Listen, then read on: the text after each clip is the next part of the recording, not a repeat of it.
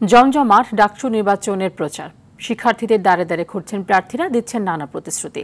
প্রার্থীরা তাদের ইশতেহার তুলে ধরে ভোট চাচ্ছেন, তবে শিক্ষার্থীরা বলছেন ডাকসুতে যোগ্য নেতৃত্বকেই বেছে নেবেন তারা। ডাকসু নির্বাচন ঘিরে ঢাকা বিশ্ববিদ্যালয়ে বিরাজ করছে উৎসবের আমেজ।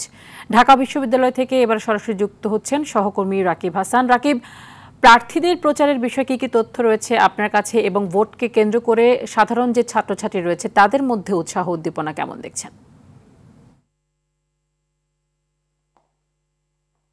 তানি, মেঘলা দিনেও কিন্তু থেমে নেই ঢাকা বিশ্ববিদ্যালয়ে প্রার্থীদের প্রচার। কিন্তু সকাল হয় তেমন আসলে প্রার্থীদের দেখা যায়নি, কিন্তু যে কয়েকজনকে আমরা দেখেছি তারা কিন্তু তাদের যে ইশতেহার রয়েছে বা তাদের যে প্রত্যাশা বা তারা কি করবে তা নিয়ে কিন্তু ভোটারদের মাঝে যাচ্ছেন এবং তারা ব্যাপক সাড়াও পাচ্ছেন। এখানে ভোটাররা বলছেন যে আসলে তারা ইশতেহার শুধু নয়, ব্যক্তি হিসাবে একজন ভোটার কেমন তা কিন্তু তারা নির্বাচন করেই কিন্তু তারা ভোট দিবেন। এর মাঝেও নির্বাচনে প্রচার চালাতে দেখেছি, সাদরে গ্রহণ করছে তাদের। প্রার্থীরা বলছেন যে একটি শিক্ষার্থী বান্ধব যদি যেই নেতা হবে এটাই তাদের প্রত্যাশা।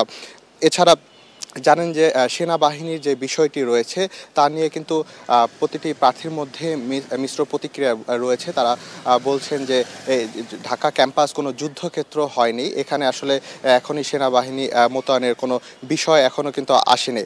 এছাড়া যে নির্বাচন কমিশনের বিপক্ষেও কিন্তু দেখা যাচ্ছে যে অভিযোগ রয়েছে প্রার্থীদের। তারা বলছেন যে কেউ নির্বাচন কমিশন একপাক্ষিকভাবে কোনো দলকে সাপোর্ট করে যাচ্ছে। তো ডাকসু নির্বাচন থেকে এই ছিল আমার কাছে সর্বশেষ তথ্য। তানি, ধন্যবাদ আপনাকে।